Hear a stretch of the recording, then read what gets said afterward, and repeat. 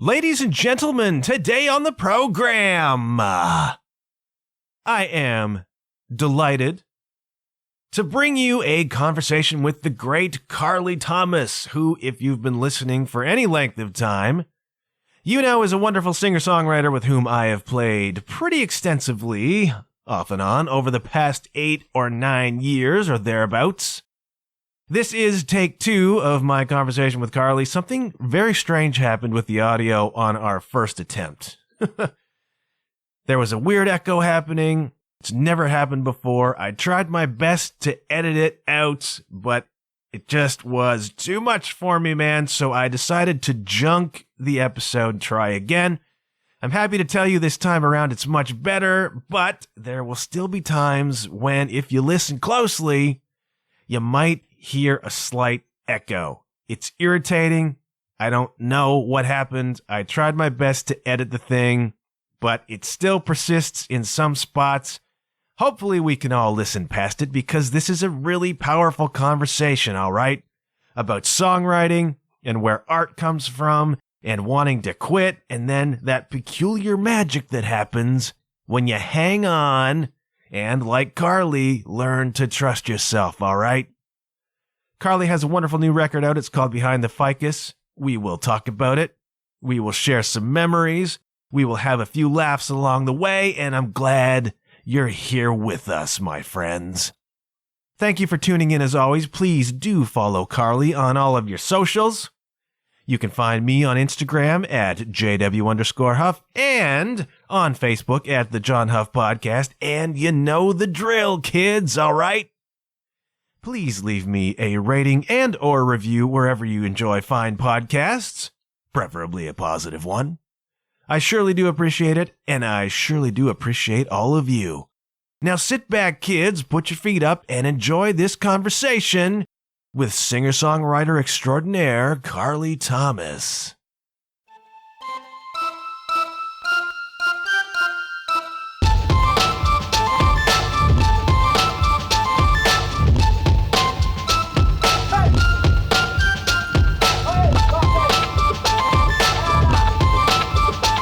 Hello, you're listening to the John Huff Podcast. Oh, yay. So in a perfect world, when this gets released, yes, you won't hear Sharona's refrigerator. You're not going to hear the fridge in the background. I did an episode with Sarah McDougall way early on and your guitar is totally going to fall over. It's going to be hilarious. You think? No. Nah. I did an episode with Sarah, and we were in her kitchen. Yeah. And her appliances began making just bizarre sounds. And so we wondered if there was some sort of possession happening. You know what I mean? Yeah. So there's a hum of Sharona's refrigerator. Until everything is so quiet, you don't know how loud things really are. Right? Because you had to shut off. Write that down. You had to shut off. Yeah, that's a lyric. You had to shut off the air conditioning, and it's going to get dang hot in here. It might get hot in here. By the time we're done. So sorry. We might have to do like a short episode. Yeah. Just because it will be unbearable in here. They'll be able to smell us through the microphones. It's the strip episode. You're so sad that this isn't on YouTube. Everyone. Somebody said to me recently, are you going to do video episodes? Which I've toyed with the notion. Yeah. But I'm like, face for radio but over then here. You're just I don't like, know. Come on now. Right? But then you're just like watching people talk into microphones, which... That's really I guess popular. That's cool. Is it? It is. I like listening when I'm like doing stuff or driving or walking on the treadmill. Right. Fast. Walking through the mall. Video podcasting is super popular. I guess it is. I don't get it either. Yeah. I don't know like where you would get the time to do that. Like I feel like the podcast thing is like it's good to have in your ear when you're like cleaning or doing something. I don't know. Maybe I need to make more time for YouTube podcasts. I don't think you do. I think there's statistics on this that most people listen to podcasts in the background doing something else, right? Or they're doing something else in the background. That's the way I like to think of it more. Carly Thomas, everybody. Hi. She's got new media all figured out. I'm working on it. This is our second go. Yeah, it's going to be great. It is going to be great. I have a theory about the last one. Here's what I think. I was thinking about this on the drive over. What happens is it's really difficult to interview. I don't like the word interview. It's difficult to do these episodes with a person you know really well. Yeah. It is, because what happens is when the microphones get in front of you, you assume kind of a role. Yeah. I become an interviewer, you become an interviewee. I was talking in an accent. It was weird, right? She was speaking in tongues at one moment, and I thought I was a kid again. There's a lot of rambling. Yeah. I don't know. I'm a take two kind of a person. It's like the second take. Oh, 100%. Like, you know? Like on a recording, the first take is never the one. Yeah. You know? It's the 30th take. It's the two. Where you've got enough to comp together to get one reasonable performance. So I'm just going to comp together a whole bunch of stuff. I had a funny memory this morning. Tell me. I was sitting down to practice some of your music for the gig we're going to play before this gets released. So excited. And so I guess I can't plug it if it's not going to be released before. That's fine. No, but I plugged it on the last episode. Oh, cool. That was released this week, so it's plugged. Okay. And I put my foot on the hi-hat pedal, and it just collapsed on me. Oh. And it brought back a memory.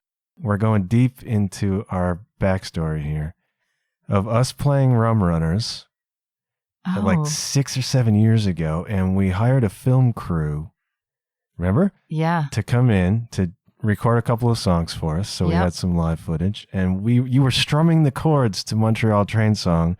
We're about to go into it, and my hi-hat stand came apart. You're about to start, and that tune is not like it's like we're in. Did I keep going? I had to. I was trying to get your attention. Like, Carly. You know, it was really funny.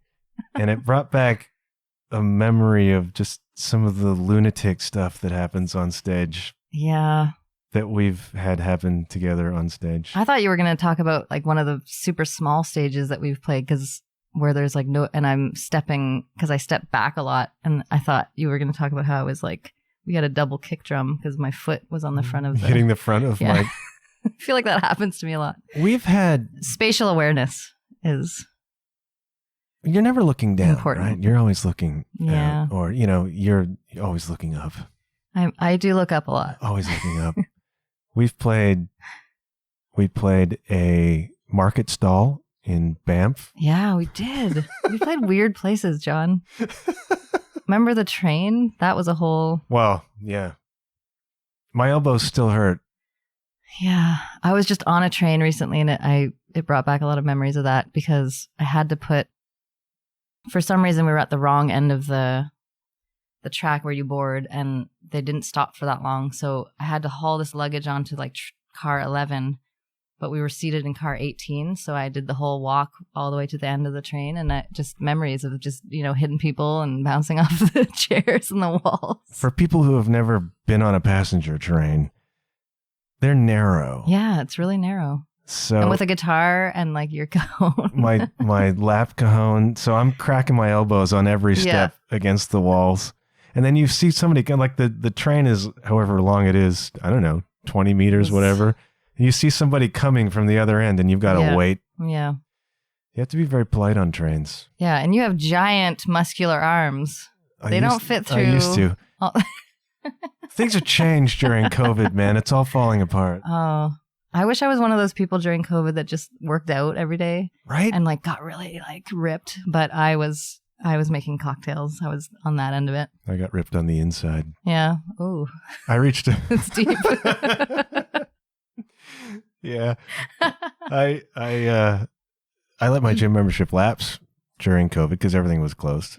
And so I don't even have one now. And I started setting up in my basement, but I became a well-known figure at the LCBO. Yeah. Yeah. I heard the lines at the LCBO were like intense. The lines COVID.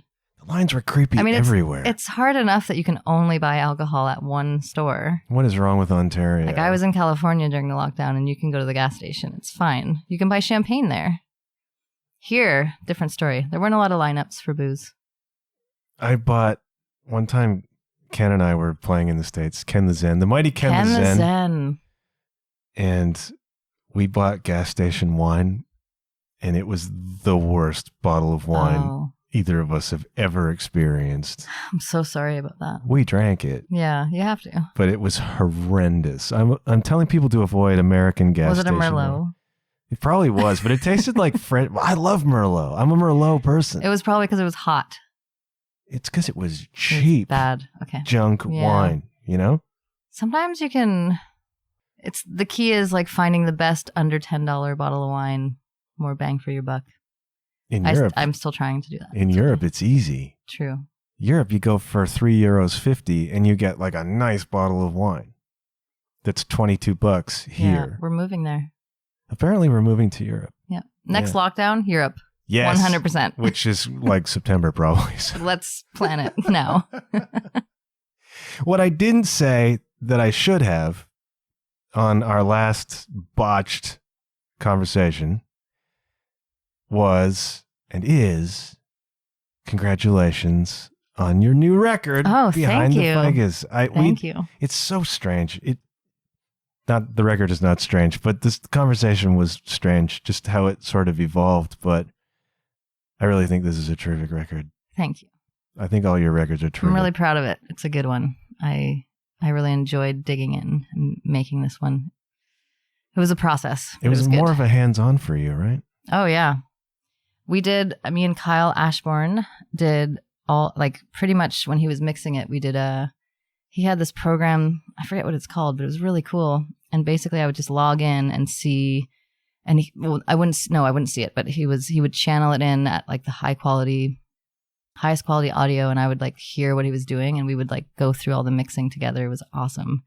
It was just cool to do it. Like I was sitting at a desk in California and he was here in London or in his like home studio, I think.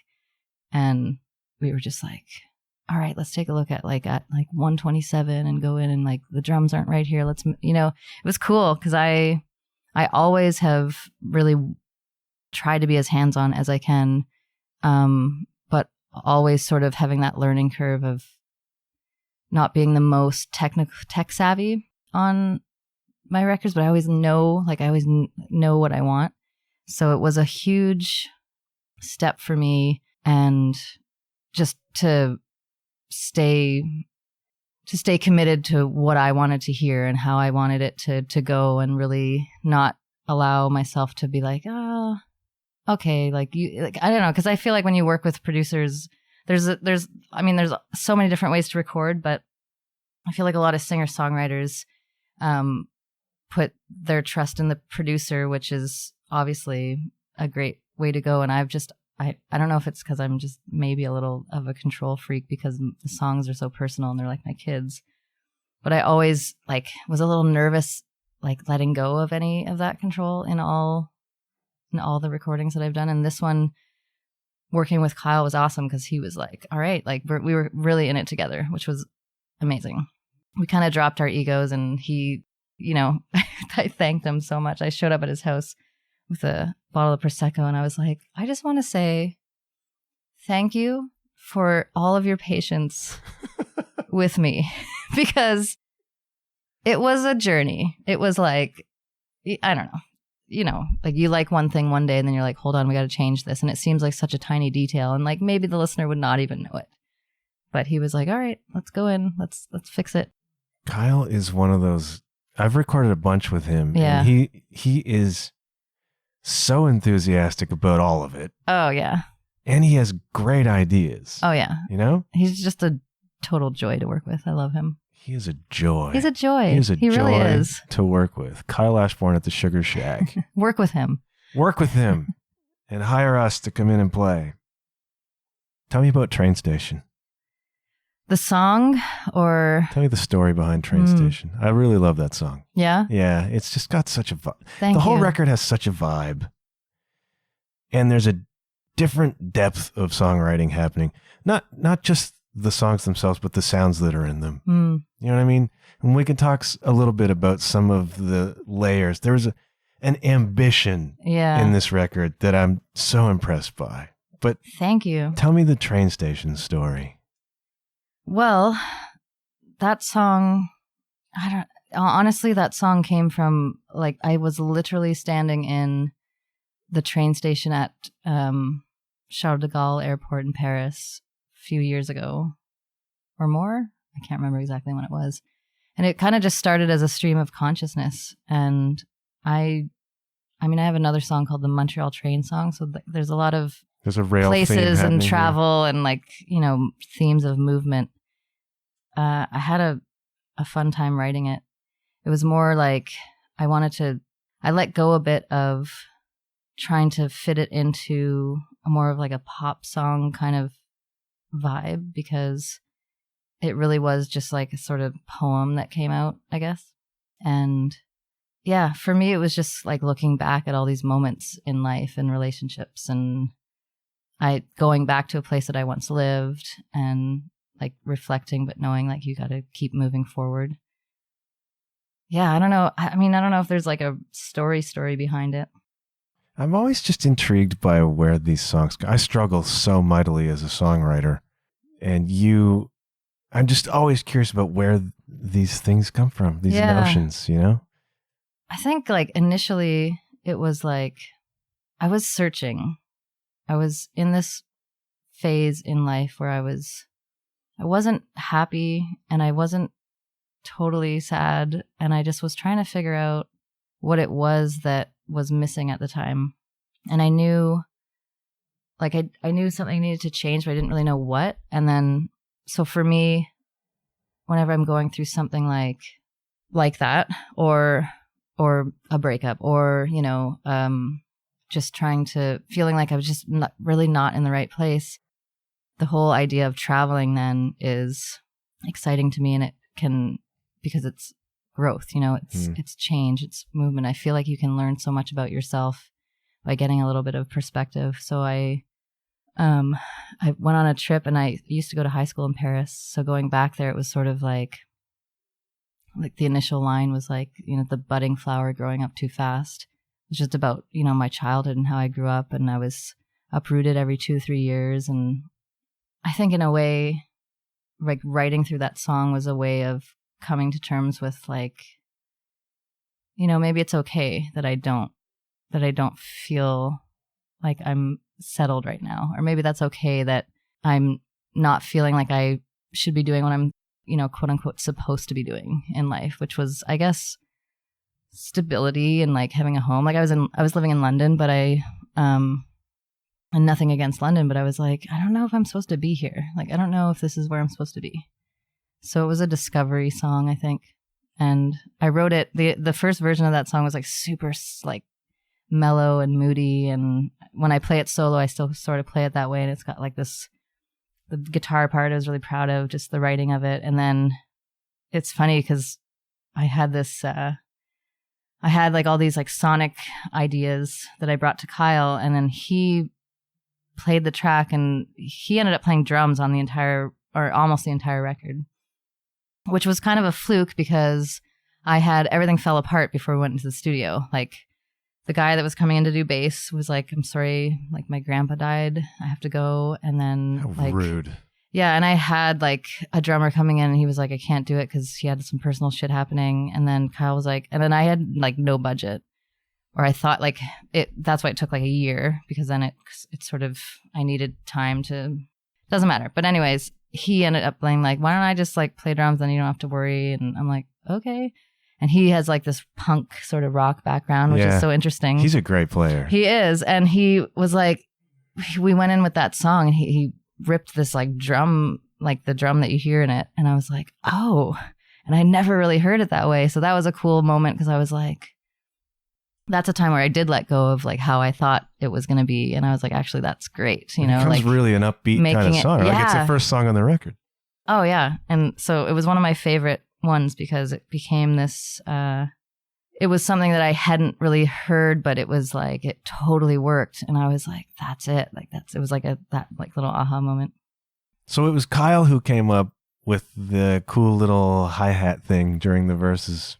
Well, that was my, like, I wanted that to be kept in, because I heard like dun dun dun. Right, the pushes or whatever, so the hits. That was the push. That was, he had played it through, and then I was like, can you do these parts and just do like, so I must say that's my favorite part of the You're, song. you're claiming actually. that? You're claiming that notion? The Yeah, idea? I hope that's right in my memory, or else Kyle's gonna be like, Well, it's going on the public record, and if Kyle wants to dispute that, he can come on the show and do that. Yeah. It's interesting as a drummer recording with a person who's a drummer. Yeah. It's a double-edged sword. It's actually amazing, but well, I don't know if as a drummer, but for me, I was like, oh, like that's someone who because the drums are such an important part to get the sound right. You know, you're going to get yeah. good sounds out of an engineer who's a drummer. Mhm. That's a great thing. Yeah.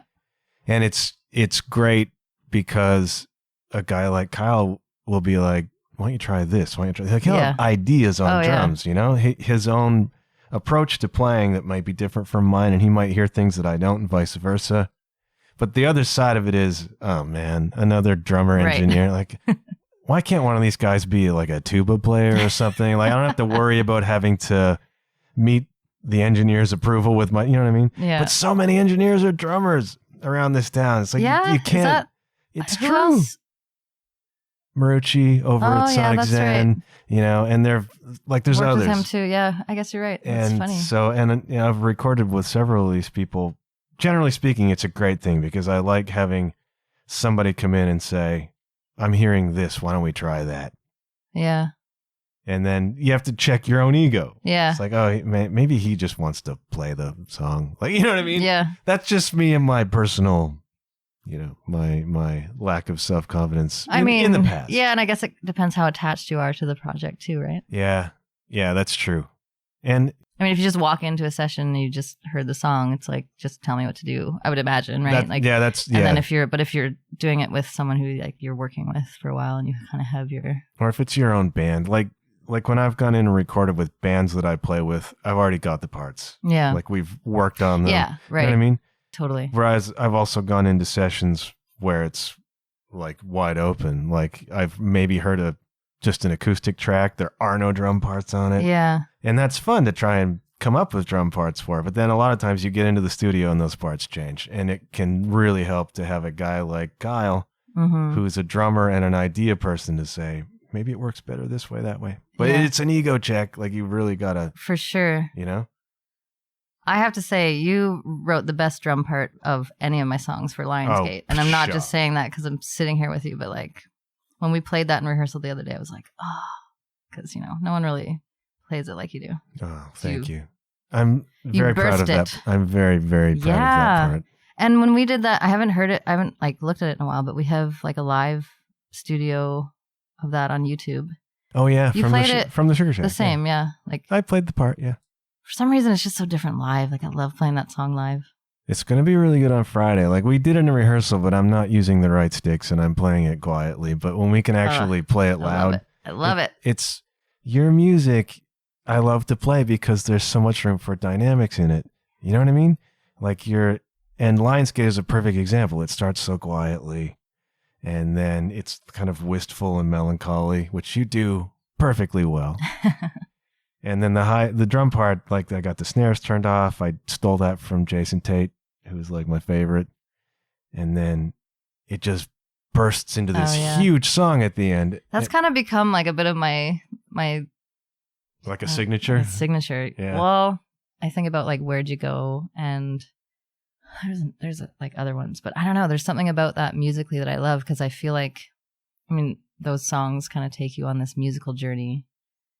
Like, you know, like there's the musical journey and then there's the lyrical journey, and I love making that all make sense sonically, and I love rocking out too, you know? I love just making shit really loud. Which some of your songs do that too, especially live. Yeah. And then you got the scientist on guitar who can he's such a tone freak that he can just pull out these tones that invoke or evoke the emotions you're going for, and it's like wow. That's why it's my favorite playing with the band. Like I haven't really been doing much of that. And I feel like sometimes if you're like a female acoustic guitar player, you kind of get like pigeonholed. Yeah. And I never really felt comfortable with that because I'll play solo and it's a totally different vibe for sure. But I always want to create more than that. And I I just don't like that whole like, oh, like you're just another, girl with a guitar kind of Right. thing. And it's like, come do a show. Like, I don't know. Yeah. I like playing around with all the different dynamics and arrangements and stuff like that. Mind you, it is hard to play solo. Some of the songs off that record, I still haven't figured out how to do that because I'm like, I don't know. It's not just like, how do you can't really translate in the same way. Yeah. So I got to pick and choose which ones I do. But they become their own thing. They become their own thing. Acoustically, they become their own thing with the band. I was talking on my last episode, which I scrambled together when our episode fell apart, Right. about the goal of any song really being to create an emotion, whether it's anger or happiness or sadness or whatever. The songs that really resonate and stay with you produce an emotion on some level, right? For sure. And yours just do that over and over and over and over. And I love playing them. I'm so sad because I feel like Rose Cousins took a t-shirt idea that would have been perfect for me. She's got t-shirts that say Rose Cousins made me cry. She sells them at shows. And I'm like, oh man, like it's funny, right? I don't know. Anyway, just reminded me of that. Like I had a couple of people, the song Stay With Me, my friend came to shoot a video for that song and I had sent her the tracks before it was released to just get her like to listen and get a vibe. And she was like, oh my God, I had to lay down. And I'm like, what? It's like, I need to lay down. So, wow. I mean, it's amazing to have that kind of, to have that, it resonate in that way with people. That song is feels like that's like a purpose, right? That's the job of the artist, not the job even, but just that your calling. It's an expression of divinity. It's magic. That's why I fell in love with music, right? So it's nice that I can carry that and give it back. And you create what comes through you, and it's got your flavors, but it's inspired because it's genuine. But have you ever felt a pressure to write in a different way or do things in a different way? Yeah, but I find like, it's funny because how do I put? It's like you want to. After a while, I was feeling like well, even, and it's a funny story because one of my friends who comes to all my shows, it was sort of a combination of inspiration, but it came first from a friend of mine being like, Carly, like write a happy song, like write a song we all dance to. It's like, you're just going to make me cry again. I just want to be happy. And I'm like, aw. And she was always in the front row. And I was like, I'll write you a song. It's going to be called I Met You in the Front Row. And it was a joke at the time. And then I was like, maybe I should like try to write like kind of a poppy song. And I was like, and from a business perspective, being like, if I can kind of get a song on the radio, that would be great. It's not a bad thing for my wallet. And like, so I'm like, okay, cool. Like maybe I'll write a poppy song. So that's kind of where Front Row, that idea came from. And I love the song a lot, but it didn't feel super authentic to me. So it's interesting though, because the song did okay, but it wasn't nearly I had all these sort of ideas of where it would land. And, I love the song. I'm really proud of it, but it was also funny because I a little bit had that intention of, okay, like let's make this sort of friendly to radio and like kind of put it in that little box. And let's make sure the chorus comes in within this amount of, 30 seconds or whatever. Right. The mathematics of hit songs. But Hotel California is 7 minutes long and it's still being played all over the radio. And I just think, and I kind of you learn that as you go. It's like, and we talked about this on, I think I can probably talk about it better today, but on the episode that will never be. The episode that wasn't.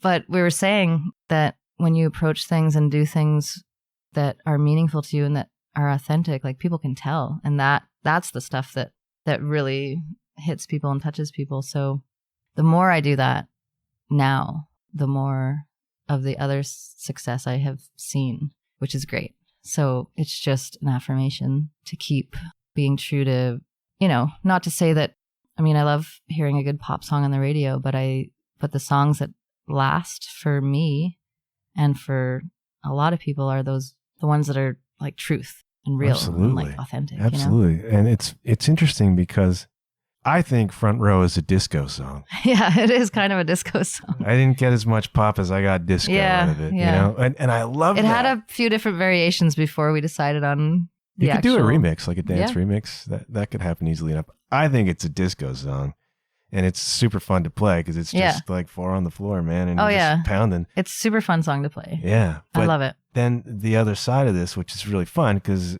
you're saying now that one didn't feel 100% authentic, a little bit calculated maybe. Then the song that actually winds up being the hit from the record is the one that you almost didn't put on at all. The 4-minute Americana ballad.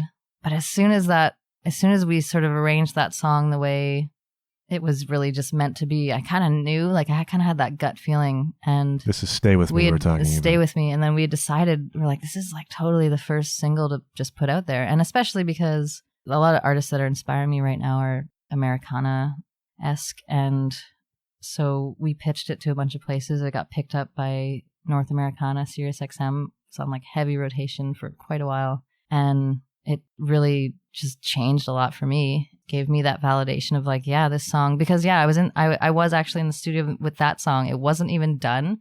Like I had no second verse. I was like, I don't know. I had ideas of the second verse, like the structure was there. And I went to record it. And actually, I don't know if I've ever even told you this part of the story, but I was sitting there and Kyle's in the drums and Kayla was playing bass and she had like kind of wrote that bass part for it. And I hadn't worked with her much, and I started playing the song. We ran through it once, and I was like, I do this thing last minute where I doubt myself, and really working on not doing that, because I was like, you know what, you guys, I just don't think the song is ready. Let's skip to the next one. And Kayla's sitting kind of in front of me, like behind the glass door. I was in like where you were for Lionsgate, and that's normally where the vocals are isolated, but. And I'm playing, and I was like, yeah, I don't know. And she like turned around and she goes, I think you should try it, Carly. Like, this is my favorite one that you sent me. Like, I sent her like a demo. And I was like, really? And she's like, yeah, like, let's just try it. And honestly, I feel like Kyle would have been good with whatever, but I feel like for some reason, like the way she said that, I was like, all right, let's try it. Like, and so we did it. We played it. It went through a few different variations, and then I went and added some parts in California and I worked with another guy on vocal production for it. And that song became, and still is, my favorite song on the record. And it was just like that little moment where I was like, oh, okay. And yeah, so. And it's a song about quitting. I mean, it's like about relationship, but it was also born from a night where I was like, I was playing at a bar, and my girlfriend at the time was like there, and I think it might have been a New Year's gig, I want to say, but maybe not. But it was at like just a loud bar, and I was just like looking around, and I have these moments sometimes, and especially I think when you're writing about, because I'm such a lyrical songwriter, I want to convey a message, and I want people to hear it. Yeah, and I want that connection to happen. I want to reach people in that way, and especially with words. And I just felt like nobody cared. And sometimes there's gigs like that, and like you kind of move forward. But for some reason, this particular night, I was just like, I don't know anymore. Like, and I went home, and I just like laid out in the backyard with my person, and I was like, can you just like hold me? And it kind of came from that moment. And then I sat down to write the song, and it was just like, just about having those highs and lows. And when you're in that low spot, it's really, really, really hard. And it's hard to have someone see you and see those parts of you. And that's sort of what intimacy and vulnerability can look like in a relationship, that you don't really put out. Unless you're a songwriter, you don't put that shit out normally. Like, those are your private moments. And I just was like, I'm just going to write about that because it was real. And Stay With Me, that was the song. And then I got a call from Sarah Burke, who at the time was the programmer. And she was like, I love your song. I'm going to pitch it like for the channel, and just let me know how I can help you in any way. And I was like, oh. And since then, like, just the course of everything has really changed, and externally and internally for me, because it's given me more, it's validated my approach to writing and my approach to how I'm the artist that I want to be and what I want to say. So that confidence is so hard to develop. It's taken me about 15 years. I'm finally there. Some people just have it, and I'm Yeah. suspicious of those people. Like, there's something we're not seeing here. I've had the same issue as a drummer, learning to be okay with how I play the drums. Yeah. You know what I mean?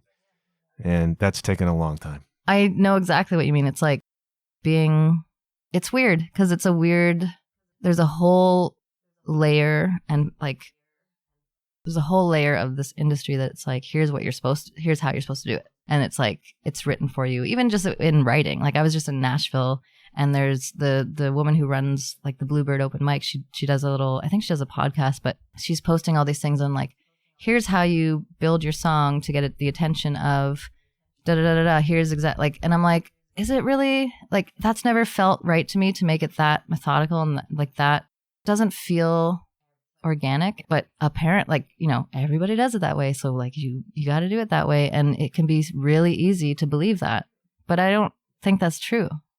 Evidently. It's the same in podcasting, by the way.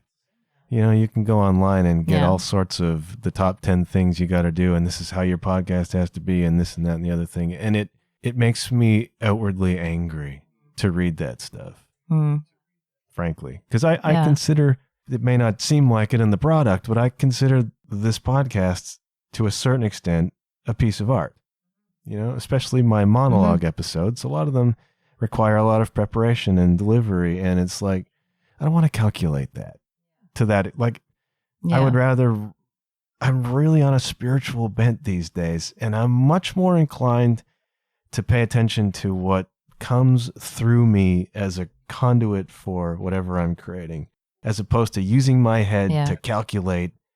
You can use your head. There's a certain part of the process where your head is important, but actually creating the art, I think it's not so important. Yeah. Right? But trusting that. The trusting part is really tough. I've had the same thing as a drummer. It's like, oh man, Instagram is full of these drummers who can play insane stuff. It's like, is that what you're supposed to do then? Like, that's what it's supposed to be? Yeah. Because I don't do that. It's easy to follow that stuff. The harder thing is to do what you believe is true to you and what is gonna, and in doing that, you're gonna be successful because that's what resonates with people. I think you can tell right away when something's put on. Like I don't know, like I'm not gonna, there's tons of artists in everywhere that you can just tell. It's like, like, I don't know if they've really found their voice yet. It's the cookie cutter of the industry, which is fine if you want to do that, but it's not, I don't think, is what really will make you feel like, for me at least, like at the end of the day, like laying your head down to bed and being like, all right, I'm comfortable with who I am and what I'm saying. And does Fergie really believe in her humps? You know? I can tell. Yeah. You know?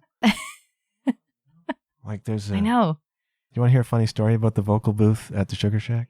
Yes. So I was in there recording something with somebody, and Steve Clark was playing bass. Remember Steve? Steve played with you here and there back in the day. Fabulous bass player. Great dude. Great bass player. We were recording something for somebody, and so Steve was in the vocal booth that you're talking about. For some reason, they put Steve in there to play the bass, which is fine. The issue is that the Sugar Shack cat, Winston, has a litter box in the bathroom adjacent to that room. Winston. And so Winston had just gone in there and done his thing. And 2 seconds later, Steve goes in to sit down to start tracking these bass parts, and it's unbreathable in there. And the look on Steve's face was something I will remember for a very long time, because you could see through the double glass pane into that room. And Steve was, I think, in physical pain because I don't know what Winston had eaten. Oh my God. They still have his litter box in there? It feels like they could maybe it's in the kitchen now. I don't know if that's better. Oh man. Yeah. For those of you that have never been to the Sugar Shack, it's like basically like an old house. And you walk in and it's a studio, but it's, you know, it's a shack. It feels like a shack. There's such a wonderful presence in that place. It feels good though, because it feels, there's no, what's the word I'm looking for? It's just real, you know? Yeah. There's no intimidating giant rooms and. Oh yeah. There's such a There's such a wonderful vibe in that place. I really like recording there. And they get terrific drum sounds. Who is inspiring you these days, musically speaking? Who are you listening to? I'm listening to a lot of Katie Pruitt right now. I really like her. I discovered her through another inspiration, Brandi Carlile. Of course. I went to her big concert weekend in Mexico this year, which was amazing. And Katie Pruitt was playing. What's the other? Allison Russell. Amazing. I still love listening to Ben Howard quite a bit. Actually, the production on his record, I Forget Where We Were, was like inspiring to me for Behind the Ficus. And specifically Train Station, actually. Who have I got in my... Okay, so I put together these driving playlists, and I started to like go back, and I just watched the episode of Carpool Karaoke with Celine Dion. Have you seen that one? It's amazing. It's amazing. I recommend it. And I had never really seen her interviewed much. I don't know if she ever did, but she was actually my very first concert I ever went to. And then I'm like watching you have to watch it. We should watch it after this. Okay, we will. We should and do like she's such a weirdo. I love her. We'll go on YouTube and do a reaction video. That's the other hot thing right now. But she's so funny, and she's like, it just feels like she's always on. Anyway, this is a side story, but so I put on a bunch of her music for a recent like driving playlist, like just old Celine Dion music. Yeah, I'm in a discovery mode right now. I'm trying to discover some new artists, but and also just trying to listen to artists who I can maybe like potentially connect with and see, because you do that thing where you're like, oh, this artist is sort of doing what I want to be doing. How do I get there? And you kind of like research like who their team is and stuff like that. So I've been doing some like research listening ish. Smart. Very smart. Yeah. Brandi Carlile's drummer is a cat called Chris Powell. I met him really briefly outside Massey Hall. Oh, stop it. Okay, met is a stretch, but he was walking out because nobody notices the drummer. And I'm so sorry, but like he looks like a roadie like crowds too. Of people, yeah. But he's walking out, and I was like, hey, I was like, that was a great show, and he's like, thank you. So that's kind of meeting him, but not really. He's become a massive inspiration. Oh yeah, he's absolutely a great drummer. Massive. I watched Brandi Carlile's Austin City Limits show from a couple years ago. Yeah. And I like Brandi Carlile and stuff. I hadn't paid all that much attention, but I started watching Chris Powell play the drums.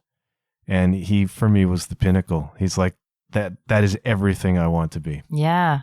Chris That's Powell. awesome. And he looks like a roadie and or a biker. Exactly. He just comes out in his sleeveless shirt and he sits down, and then he just crushes that stuff, man. And it's like, I want to be that, you know?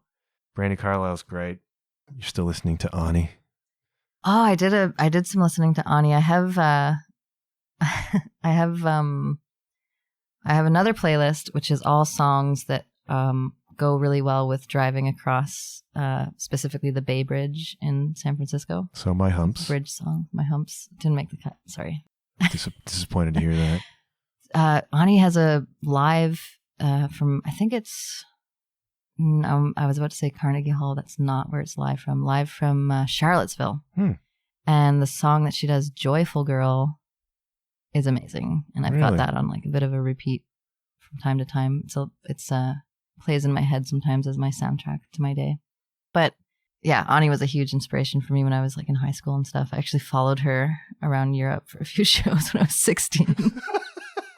Another train story. I like hopped on a train. I was going to high school in Paris, and she was huge in the US, and she was like had lineups out the door at all of her shows here and in the US. And in Europe though, like the audiences are just a little different. It wasn't as crazy, smaller venues. Okay. Saw her play at like this venue called La Cigale in Paris.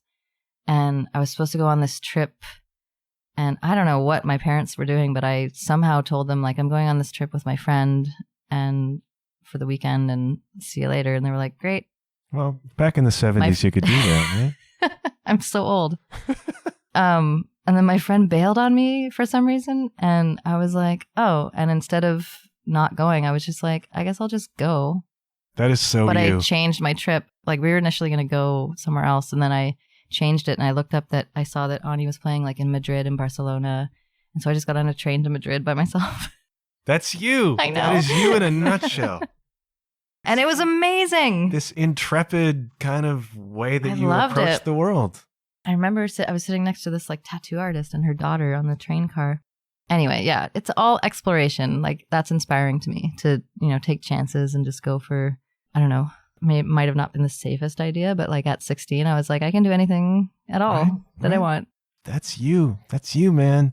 I have 2 songs that immediately take me back to the train tour we did. Oh, yeah. 2 songs. We, for those who don't know, we did the Via Rail Artist on Board thing like 2015, 2016. Yeah, I don't know how like long that. ago. We got on the train in Toronto. We performed 3 times a day on the train, and they let you ride for free. Terrific. And they feed you. And they feed you Pretty good food. fabulous food. Mm-hmm.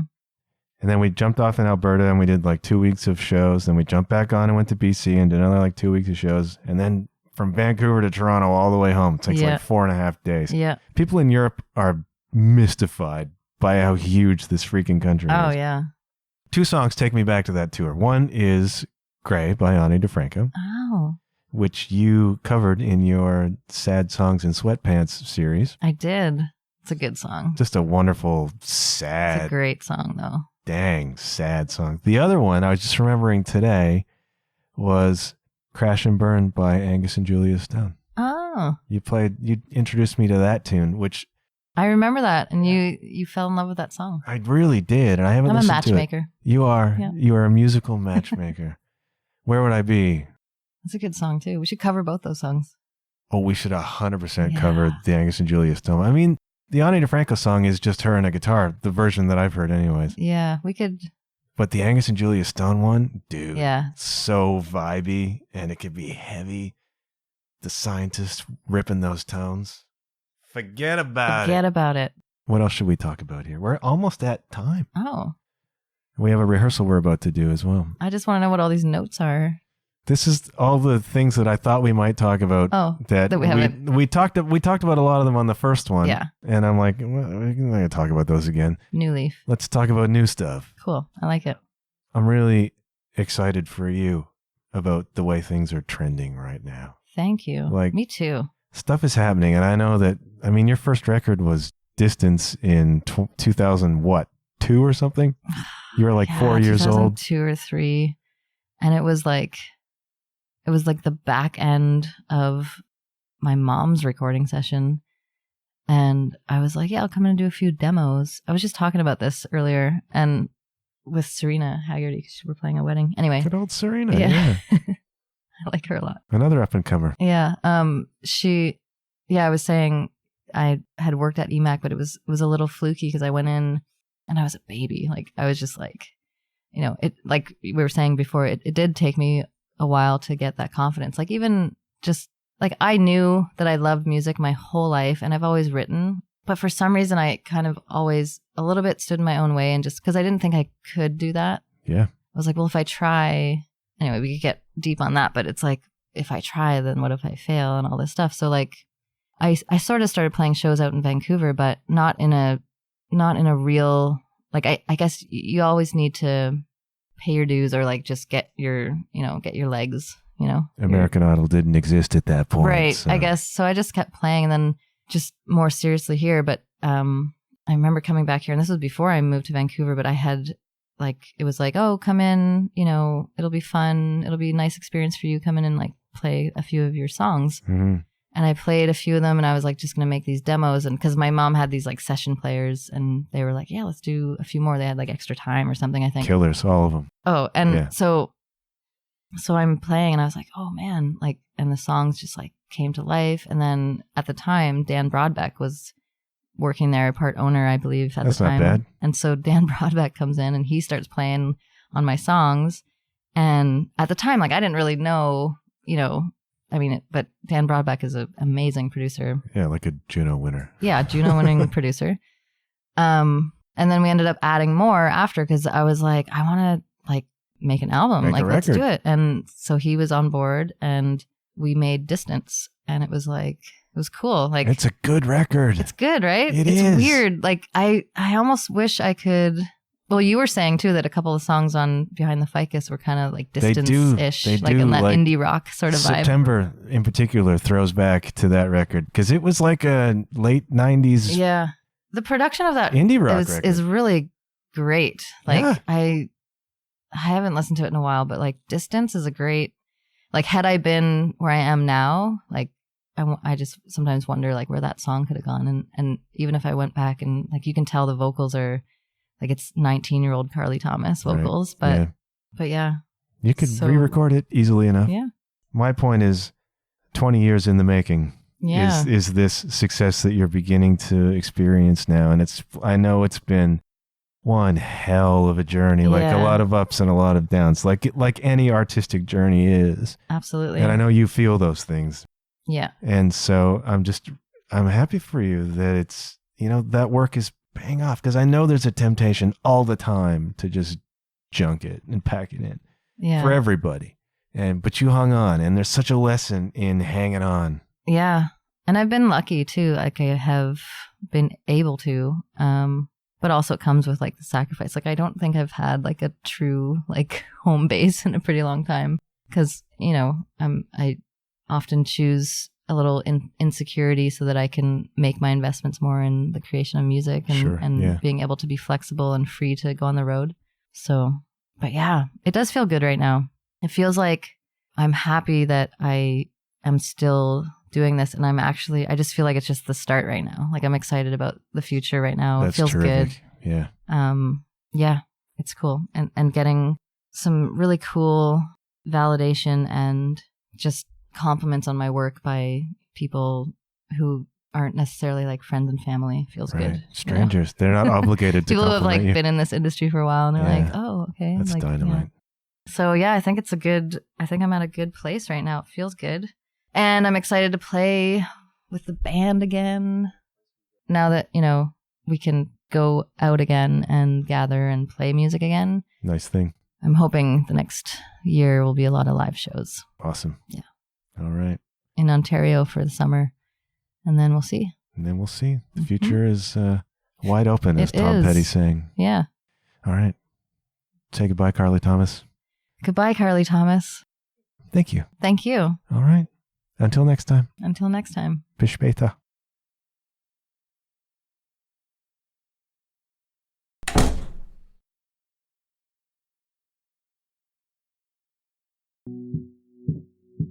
Carolina, can you say